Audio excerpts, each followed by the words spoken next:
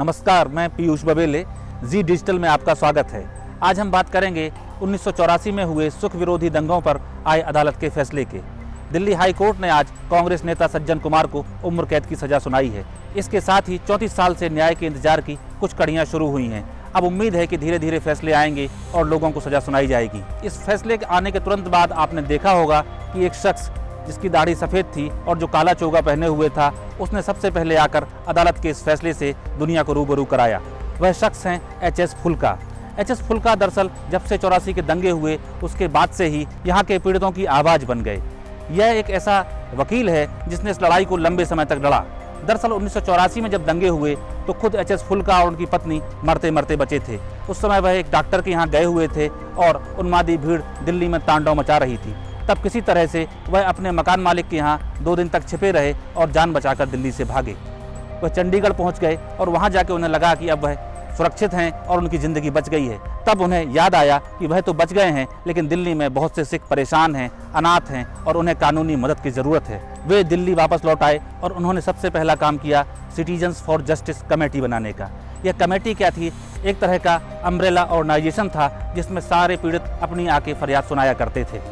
धीरे धीरे यह फोरम आगे बढ़ता गया और वह इसके वकील बने। उन्होंने देश के बड़े बड़े वकीलों को इससे जोड़ा ताकि सिखों की लड़ाई लड़ी जा सके। उसके बाद 1985 में जब मिश्रा कमीशन बना इन मामलों की जांच करने के लिए, तो उसके सामने सबसे पहले जो लोग पेश हुए उनमें एच.एस. फुल्का शामिल थे। एच.एस. फुल्का की लड़ाई यहाँ से आगे बढ़ती गई। अदालतों में मामले चलने लगे और एक एक कर कोशिशें होने लगी कि किसी तरह से लोगों को न्याय मिल सके।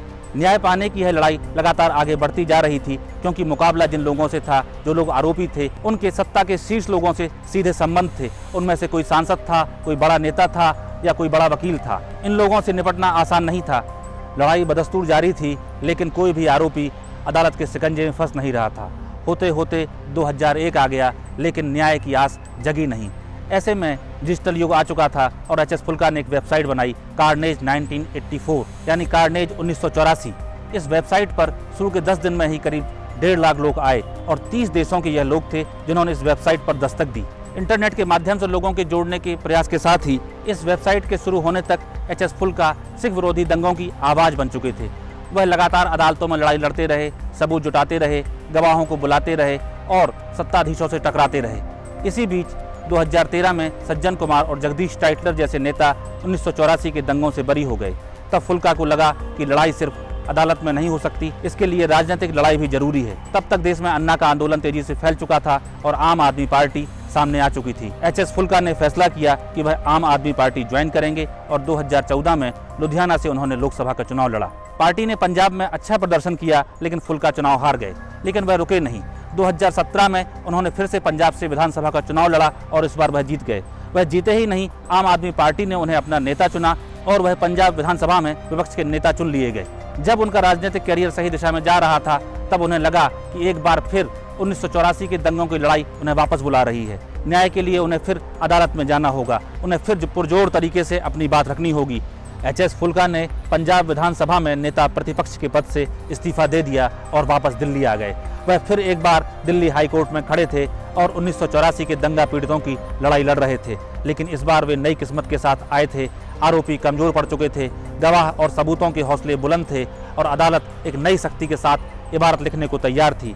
अदालत ने एक आरोपी को मृत्युदंड की सजा सुनाई और दूसरे मामले में सज्जन कुमार जैसे बड़े नेता को उम्र कैद की सजा सुनाई जा चुकी है।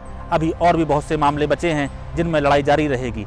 जब तक 1984 के दंगों के एक एक पीड़ित को इंसाफ नहीं मिल जाता और एक एक हत्यारे को सजा नहीं मिल जाती, तब तक इंसाफ की यह जंग जारी रहेगी। हमें उम्मीद करनी चाहिए कि एच.एस. फुल्का 34 साल से जिस ताकत से इस मुहिम में लगे हुए हैं, वह आगे भी इसी शिद्दत से अपने काम में जुटे रहेंगे। हम उनकी बहादुरी को सलाम करते हैं।